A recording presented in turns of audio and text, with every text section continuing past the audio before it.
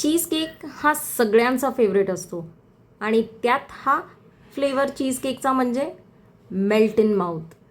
तोंडात असा विरघळतो की एका स्लाईसवर कोणी थांबूच शकत नाही. आज बनवणार आहे no bake Biscoff cheese cake, जिच्यासाठी बिस्कॉफचे बिस्किट्स घेतले आहेत. हे बिस्किट्स खूप क्रंची आणि कॅरामलाइज्ड फ्लेवरचे आहेत, त्यामुळे हे खूप मस्त लागतात चवीला. नो बेक चीज केक बनवणं त्यातल्या त्यात खूप सोपं आहे. बिस्कॉफ चीज केकसाठी आपल्याला बनवायचं आहे बिस्कॉफ स्प्रेड, ज्याच्यासाठी इथे थोडे बिस्किट्स तुकडे करून घेतले आहेत ब्लेंडर जारमध्ये. बिस्कॉफ स्प्रेड घरच्या घरी बनवणं अतिशय सोपं आहे. बाहेर हे खूप कॉस्टली मिळतं.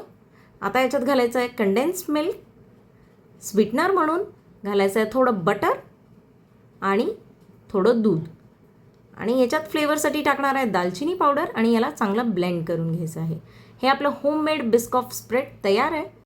आता बनवणार आहे चीज केकचा बेस. त्याच्यासाठी इथे काही बिस्किट्स क्रश करून घेतले आहेत आणि त्याच्यात घातलं आहे बटर. मेल्टेड बटर घालून त्याला व्यवस्थित मिक्स करून घ्यायचं आहे. आता या बिस्किटच्या मिक्सचरला चीज केकच्या टिनमध्ये आपल्याला खाली स्प्रेड करून घ्यायचं आहे. चीज केकचे टिन वेगळे मिळतात जे नंतर डिमोल्ड करता येतात.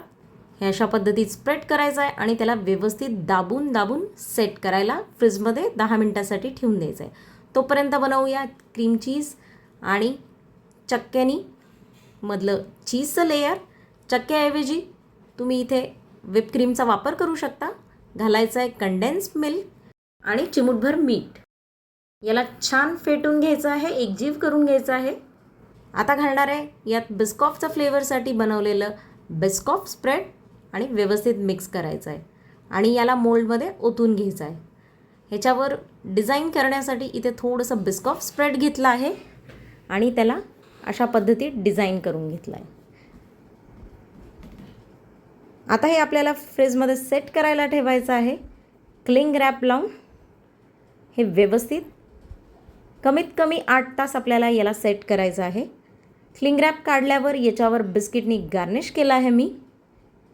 आता करणार आहे डीमोल्ड. हे तुम्ही बघू शकता किती मस्त असा चीज केक रेडी आहे.